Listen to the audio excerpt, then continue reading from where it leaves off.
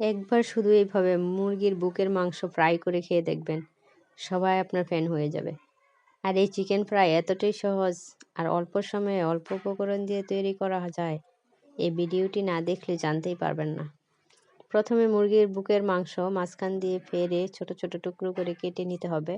এবার 1 চামচ বারবিকিউ মশলা, 1টি ডিম, 1 চামচ কর্নফ্লাওয়ার দিয়ে ভালো করে মিক্স করে নিতে হবে। তবে বারবিকিউ মশলা হাতের কাছে না থাকলে আদা রসুন সহ সব ধরনের মশলা দিয়ে মেখে নিতে পারেন। এবার বেশ কয়েকটি টুথপিক ভালো করে ধুয়ে ম্যারিনেট করে মাংস একটা টুথপিকে গেঁথে ডুবো তেলে লো হিটে ধীরে ধীরে সোনালি কিংবা বাদামি কালার করে ভেজে নিতে হবে। কতটা ভেজে নিতে হবে।